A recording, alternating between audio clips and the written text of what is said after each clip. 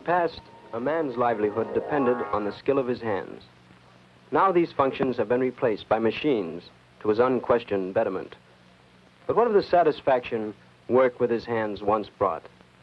What happened to the tension that once was relieved this way, and of the satisfaction of having made something not according to a certain pattern, but the way he saw it and wanted it to be? Occupational therapy in psychiatry offers a means of release of tension, of escape from anger that can't be put in words or that has been directed against oneself.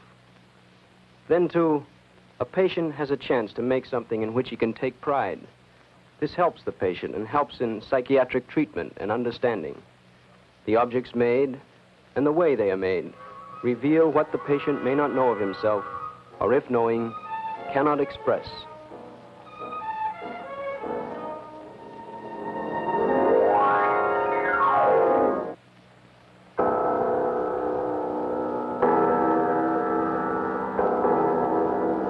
This is a case history in clay. A record molded by a schizophrenic girl from the time when she was mute, inactive, and frozen in her own perplexity until her recovery and discharge from the hospital.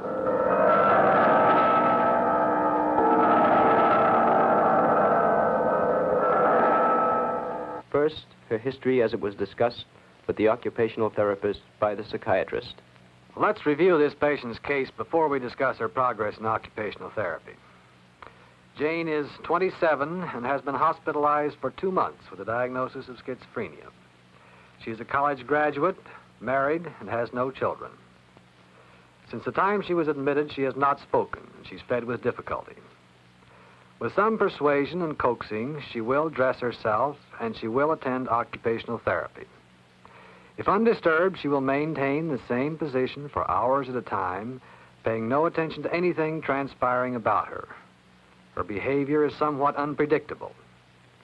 Occasionally, it is noticed that she moves her lips as though whispering and holds her head as though she were listening to voices. It is believed that she's hallucinating.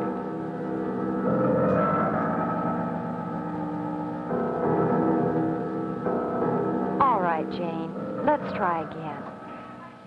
Why don't you try to make something that doesn't upset you? How about making a head? Let me show you how easy it is. It doesn't have to be perfect. Just make it any way you want to.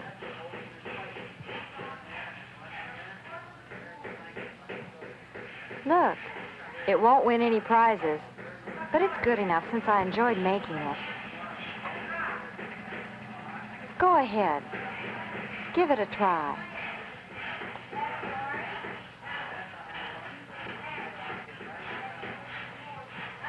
That's the idea. That's fine.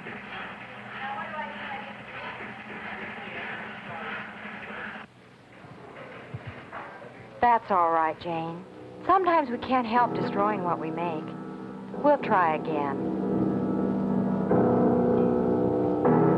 Doctor, I want to discuss Jane's case with you and these heads she's been making in occupational therapy. I need a little advice and information on how to proceed. All right. Let's line the heads up here on the desk and take a look at them. What order were they made in? Let's see. I've numbered them in the right order. Incidentally, these are only a few of those she's made. Most of her work she destroys. I saw a note on her chart that she's still destructive, but you haven't any choice but to let her destroy what she makes if she wants to. This figure is the first one. Well, this is certainly a picture of dejection and hopelessness. Is this the way she looks? Well, that's the way she was the first few weeks she came to OT. She sat bent over with her head on the table, covered with her arms. Did she show any interest in people? None. Finally, she began to work with the clay we put in front of her. She seemed to relate to things, even though she couldn't tolerate people. Well, clay is somewhat safer and more predictable than people. This figure is quite unusual in the movement she's shown. Now, this is unusual. Let's see. She meant it to be viewed from this angle. This turning away of the head and body. Would that be the way she responded to someone who approached her?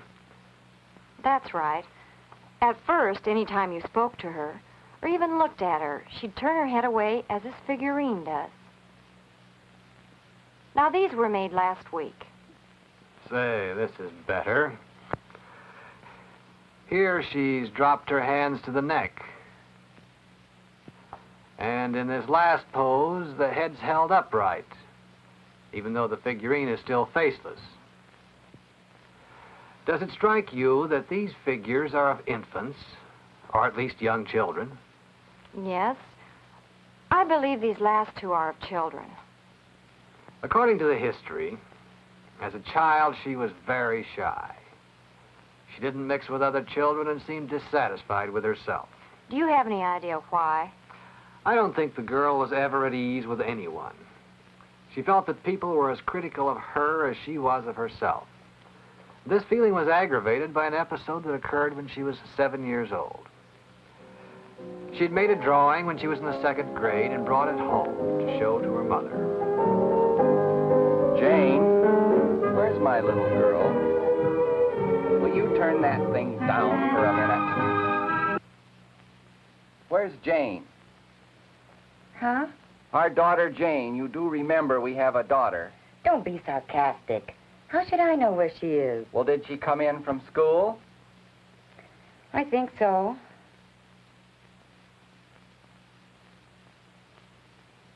What's this? I don't know. Jane said it was a little girl. Some 7-year-old artist, that kid. She's beyond me. I don't understand her. Well, who tore it up? Oh, she did. She got mad because I thought it was funny. Well, where'd she go? You do look after her sometimes, don't you? Now you'll cause me to have a headache. Does seem you could be more considerate. After all, I spend all day here alone. All right, all right. I'll try to find her, as usual. Don't start that headache routine again. Jane. Jane. Always worrying about that kid. You'd think I wasn't even here. After all. Of course, this was just one of many episodes. Every child gets rebuffed. It's part of growth. But it seemed to Jane that she always lost and never won. Could that explain why she destroys what she makes now? Yes, I think so. She's still afraid of being ridiculed or having people laugh at the things she makes. Well, everyone has a little of that fear. Sure, but not the abnormal amount that Jane has. Her fears aren't any different than anyone else's. They're just exaggerated. It's clear that Jane's mother didn't understand. How did she get along with children her own age? Well, not at all. If you mean playing and shouting and carrying on as most children do. Do you think she wanted to play? Yes, very much. But I don't believe she could because she was afraid of looking awkward, doing the wrong thing, or being teased. I think it's the same way about her talking now. Maybe that's the reason for no mouth on these figures. At 27, she can't talk because she might be teased? Well, it may not seem possible, but saying the wrong thing or making a fool of yourself bothers an adult just as much as a child. Well, she hasn't talked for a long time. That might make it difficult to start again. Her own voice might sound strange. She might have trouble finding words to express herself. It may take her a while. Anyway, let me know how she does. Hello, Jane. How are you today? Go ahead. How do you like working with clay? It helps, doesn't it? This is an interesting head. Is it someone you know? Let me show you another way to work with this clay. Clay can be whatever you want it to be. It can have detail or form, or both. You may use only your hands, or you may use a tool. It may be easier if you use this tool, but you do it any way you want. We're quite pleased with your work, and if I can help, well, anyway, I'll check you again later. Goodbye. Goodbye. Yes, Jane? Goodbye. Goodbye. Goodbye. All right, Jane. You let me know if I can help you. Well, a new group of figures, I see. What progress have you made? She talked. Good. What'd she say? Well, she didn't overdo the talking any. When I told her goodbye, she just kept repeating it. That was all? Well, that may not seem like much, but after a couple of months of turning her head away and never saying anything, it seemed like quite a bit to me. Well, it probably seemed like a great deal more to Jane. Was there anything else? Yes, there was. The way she said goodbye. She just kept saying it, even after I left her, as though it had no particular meaning. Just words. These heads seemed to show some progress. The ones we saw before were faceless and childlike, but these are different. Yes, there is a pattern that seems to follow her general improvement. As she begins to show a little interest in herself, the figures seem to become more detailed. As you mentioned, for a while there were no faces at all. And then she added a nose.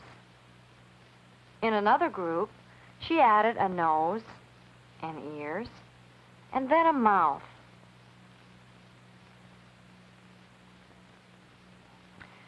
Here is one complete, including the eyes. But the faces are becoming slightly distorted, like these, instead of having a natural look. It does look as though there's a pattern of adding one feature at a time. There must be a great deal of conflict in this girl as she tries to get everything in some sort of order. It seems almost as though she adds the features as rapidly as she can tolerate them.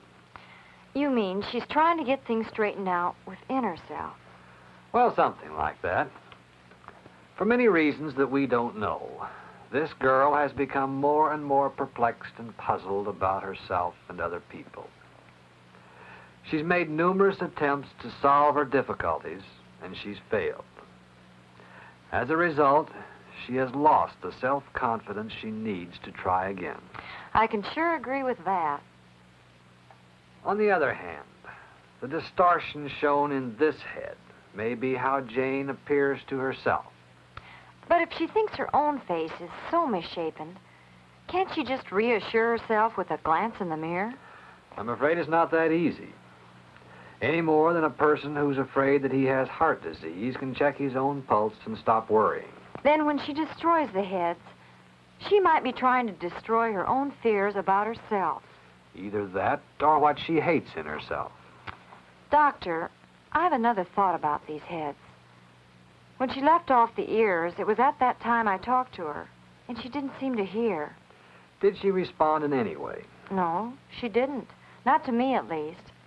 Do the faces show this isolation? They may.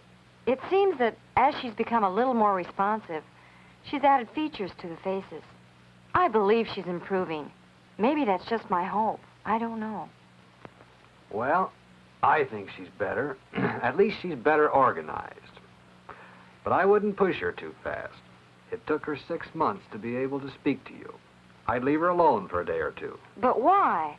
I think I understand her, and maybe she can start talking. The quicker the better.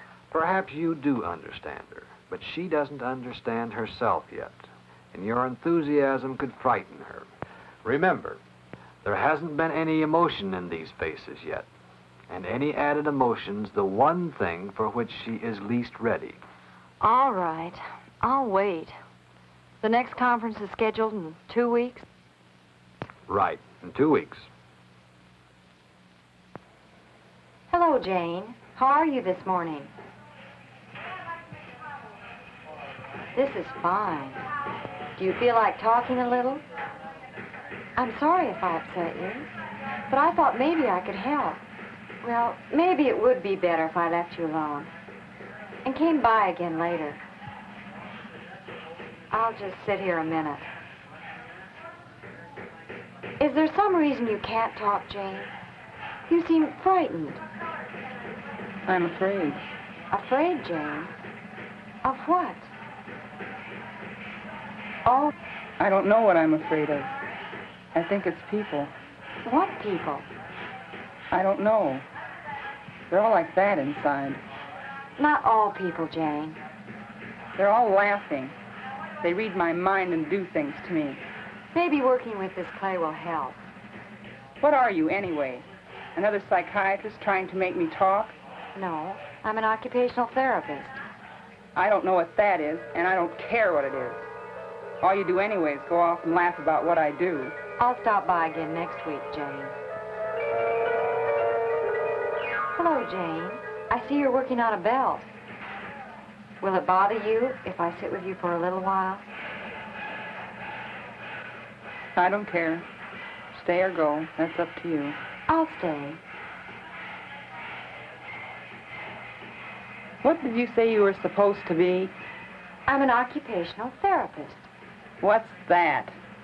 Well, occupational therapy is part of the treatment program used in this hospital. You might say it's treatment through activity.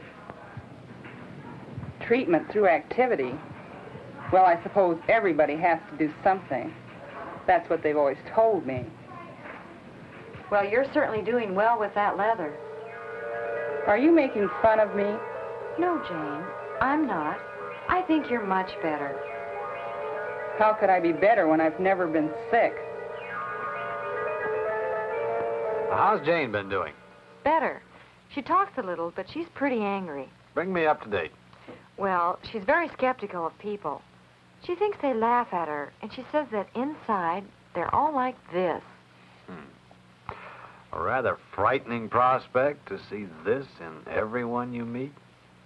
She said she was afraid, but she seems to feel both ways at the same time. Afraid and angry.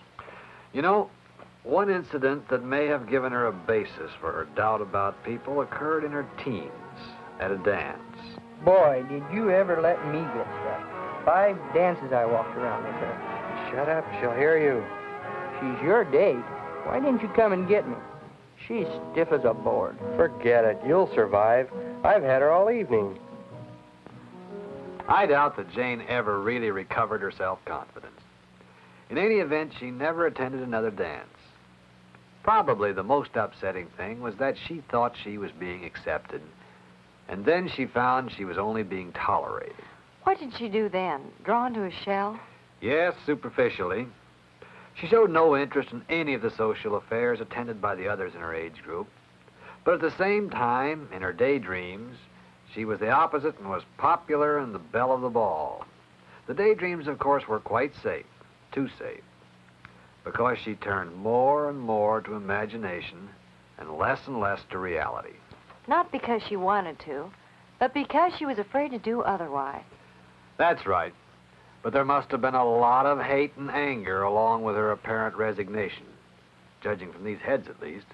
Incidentally, she's been dancing at the patients' parties, but she's still as stiff as a board. Well, she'll continue to be until she can overcome her fear of being ridiculed whenever she makes a mistake. Doctor, what about her marriage? What sort of a man is her husband?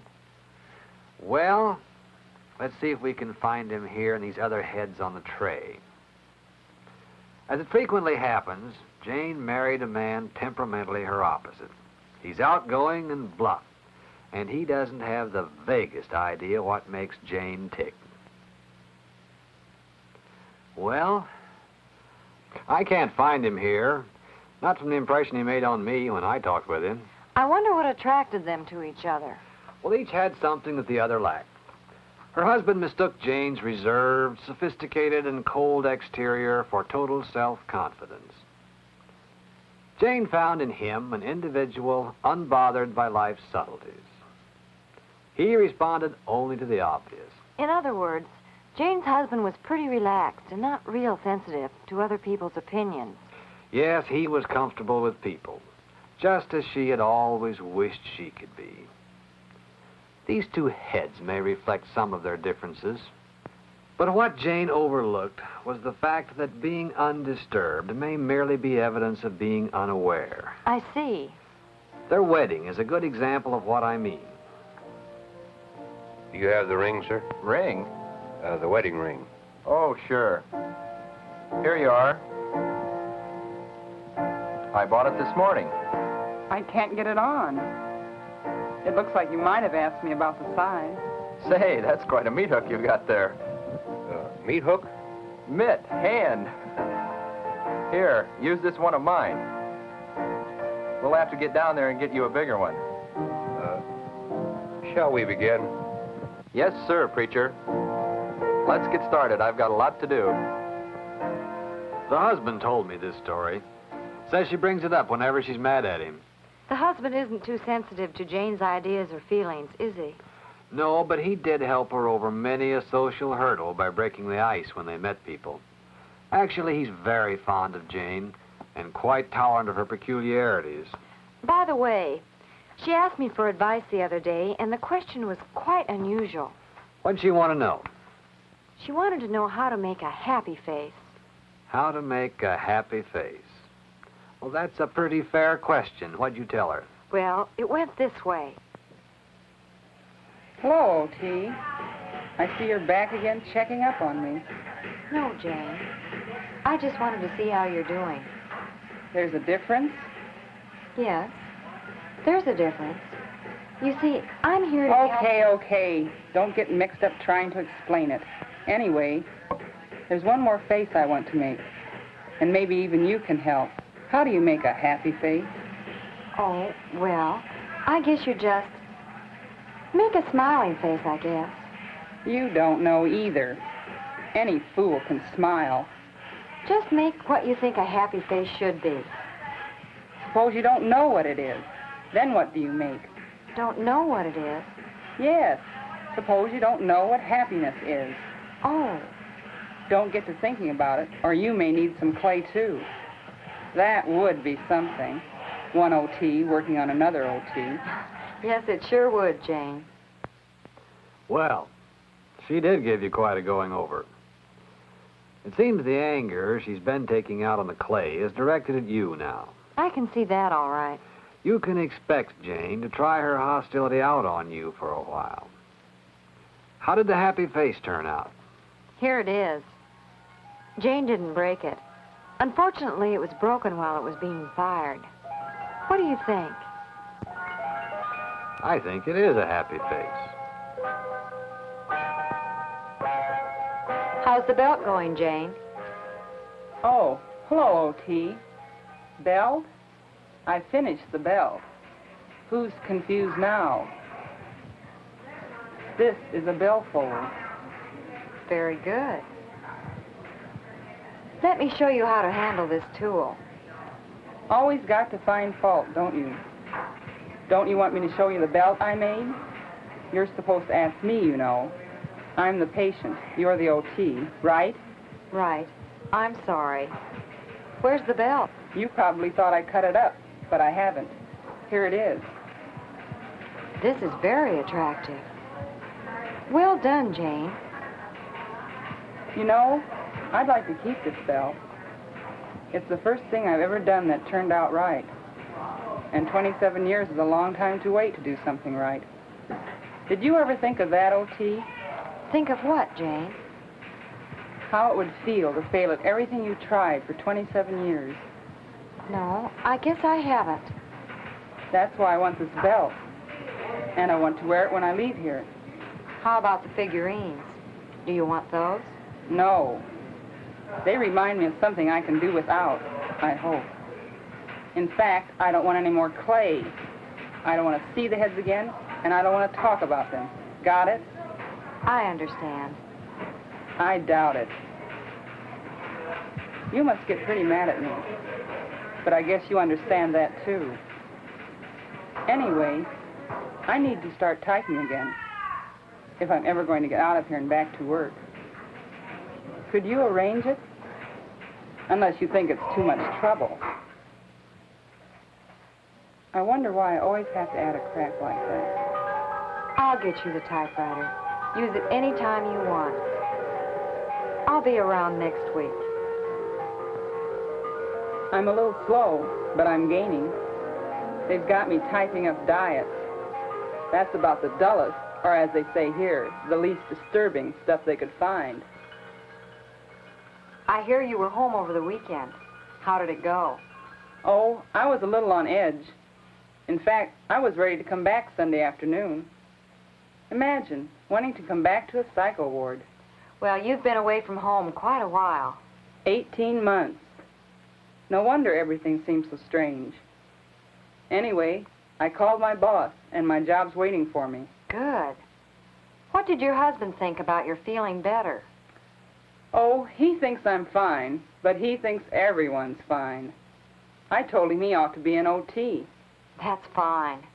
See what I mean? Jane, I'm glad you got along so well. I wonder what'll be said when I show up for work, fresh out of a psycho unit. Nothing, I should guess.